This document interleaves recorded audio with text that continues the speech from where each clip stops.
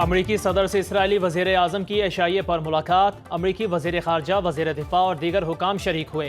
White house में गुफ्तगू करते हुए डोनाल्ड ट्रंप का कहना था, ईरान मुज़ाकरात के लिए तैयार है, हमास गजा में जंग बंदी चाहती है, दुनिया में जंगें रुकवाने के लिए मुसलसल कोशिश कर रहा हूँ।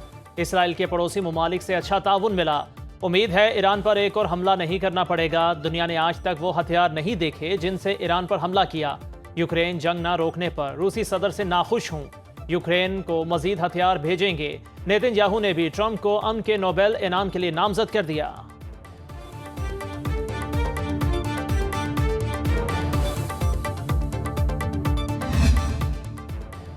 जंगी मुजरिम को व्हाइट हाउस में खुशामदीद कहा गया। ये अमेरिका के लिए एक शर्मनाक दिन है। अमेरिकी सेनेटर बर्नी सैंडर्स की ट्रंप नेतन्याहू मुलाकात पर तनकीद। कहते हैं इसराइली वज़ीर आज़म पर आलमी फौजदारी अदालत ने फर्द जुर्म आयद की। ट्रंप ने भी बाइडन की तरह इंतहा पसंद नेतन्याहू हुकूमत की मदद की।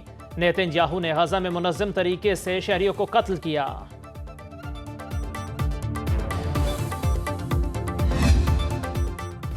अमेरिका ने मजीद 15 ममालिक पर महसूलात के निफाज का ऐलान कर दिया। ब्रिक्स अमेरिका मुखालिफ पॉलिसीज अपनाए तो 10% इजाफी टैरिफ लगाएंगे। अमेरिकी सदर की ब्रिक्स ममालिक को धमकी। थाईलैंड और कंबोडिया पर 36, सर्बिया 35, इंडोनेशिया पर 32, बांग्लादेश को 35% टैरिफ देना होगा।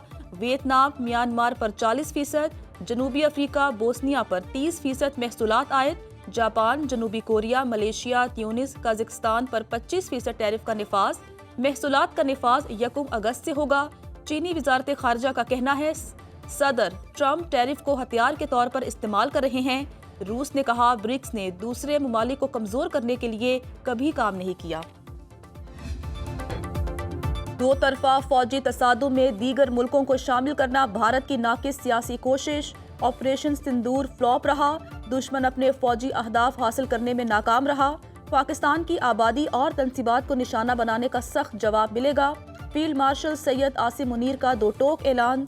नेशनल डिफेंस यूनिवर्सिटी में वॉर कोर्स के फारिगुल तहसील अफसरान से खिताब में कहा, कशीदगी की असल जिम्मेदारी बसीरत से महरूम मगरूर जारे भारत पर आयद होगी।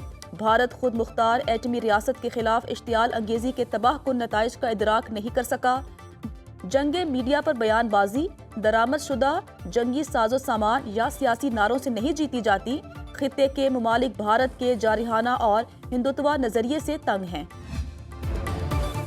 भारत को सिफारती महाज पर एक और बड़ा धचका। ब्रिक्स इजलास में इंडिया पाकिस्तान को वाकया पहलगाम से जोड़ने में नाकाम। ब्राजील में ब्रिक्स सरबराही इजलास के एलामिये में पहलगाम वाक़े की मजम्मत, मगर पाकिस्तान का नाम नहीं लिया गया। एलामिये में अल्फाज मुकम्मल तौर पर गैर जानिबदार रखे गए। ब्रिक्स इजलास में 2 अहम ममालिक चीन और रूस के सरबराह शरीक नहीं हुए। पाकिस्तान को ग्रे लिस्ट में रखने का भारतीय प्रोपोगेंडा भी नतीजा खेज साबित ना हो सका। क्वाड इत्तेहाद के वज़ीर ख़ारजा एलामिये में भी भारत को नाकामी का सामना करना पड़ा। शंघाई ताउन तंजीम के एलामिये में भी भारत को हिमायत ना मिली।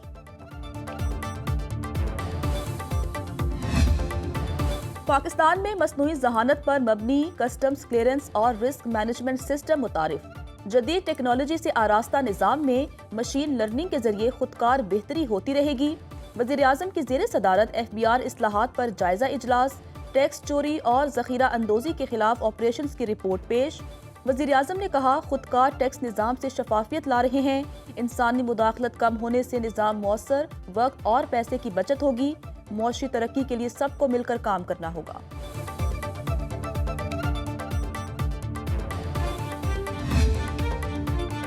पाकिस्तान और अफगानिस्तान में तिजारत, ट्रांजिट और इलाकाई सिक्योरिटी पर मुज़ाकरात। पाकिस्तानी वफ़द की क़यादत additional secretary Ali Asad Gilani ने की। दोनों ममालिक ने दहशतगर्दी को इलाकाई अमन और सलामती के लिए संगीन खतरा करार दिया। पाकिस्तान ने अफगान सरजमीन से सरगर्म दहशतगर्द गिरोहों के खिलाफ अमली इकदाम पर जोर दिया। अफगान ट्रांजिट ट्रेड में सहूलतों के नफाज का जायजा।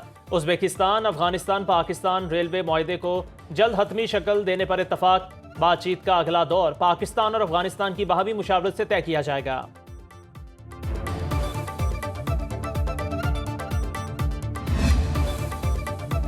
यूरोपीय मुल्क स्वीडन का पाकिस्तान में वीजा सर्विस दोबारा शुरू करने का ऐलान। तर्जुमान दफ्तर खारिजा के मुताबिक स्टॉकहोम में पाकिस्तान और स्वीडन की वजारत खारिजा में मुज़ाकरात कामयाब। दो तरफा मुशावरत में पाकिस्तानी वफ्द की क़यादत एडिशनल सेक्रेटरी खारजा ने की। पाकिस्तानियों को मुख्तसर क़याम के लिए स्वीडन जाने की सहूलत मिलेगी। पाकिस्तानी शहरी 90 रोज़ा क़याम के लिए वीज़ा के लिए दरख्वास्त दे सकते हैं। पाकिस्तान का मस्बत पेशरफ का खैर मकदम।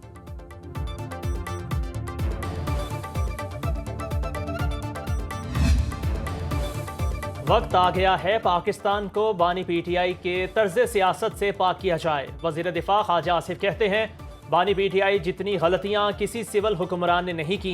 गैर कानूनी कारोबार में ज़्यादातर अफगान शहरी मुलव्वस हैं। बॉर्डर की एक कहानी है जो तकसीम से पहले से चली आ रही है।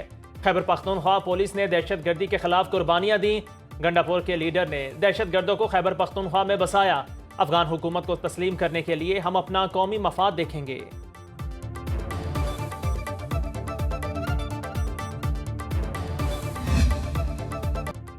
और कराची के इलाके शेरशाह गनी चौरंगी के करीब प्लास्टिक के गोदाम में लगने वाली आग बुझा दी गई। फायर ब्रिगेड की 6 गाड़ियों ने आग पर काबू पा लिया। कूलिंग का अमल जारी। फायर ब्रिगेड हुकाम का कहना है आग शॉर्ट सर्किट के बायस लगी।